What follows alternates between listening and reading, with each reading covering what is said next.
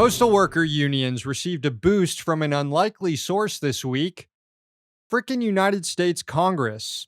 Senate passed legislation to improve the financial situation of the U.S. mail service, now heads to President Biden's desk. Now, considering that Congress is to blame for putting the post office in such a precarious position when it passed a poison pill bill 16 years ago, skepticism is warranted about this new effort to fix it, especially when you hear that ghouls like Postmaster General Louis DeJoy support the measure. But the truth is, the bill isn't that bad. Yes, it can be criticized for not going far enough, for not implementing things like postal banking and not forcing the electrification of all mail carrier vehicles.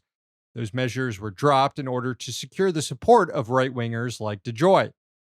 The main thing the bill does, though, is reverse a 2006 mandate created by Congress that required the post office to pre-fund its retiree health benefits 75 years into the future for workers who haven't even been born yet. Financial obligation quickly put the post office in a bad way, enforced austerity on it, which was likely the plan according to people who had an eye on completely privatizing mail delivery. The post office has defaulted on those benefit payments every year since 2012. So it had become obvious to anyone that this wasn't sustainable, which created the urgency for this new bill. The legislation also saves money by pushing future postal retirees into Medicare as a healthcare plan.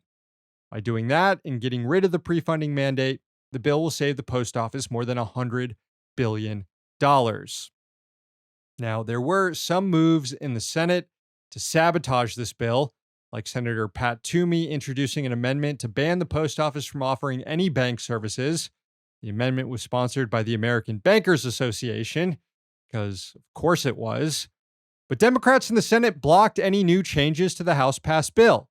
The Toomey amendment didn't even get a vote. Crucially, to postal workers, the bill preserves 6-day mail delivery, meaning there won't be any mass layoffs. That's why the legislation had the support of the National Association of Letter Carriers and the American Postal Workers Union, which described it as a turning point in the fight to protect and strengthen the people's public postal service. Hey, thanks for watching. Hit the subscribe button so you don't miss any of our new videos. Also, if you want to see Means Morning News in its complete form, not just the clips we post here, head on over to Means TV and get access to all our new episodes and our entire backlog, plus tons of other great movies and original TV shows.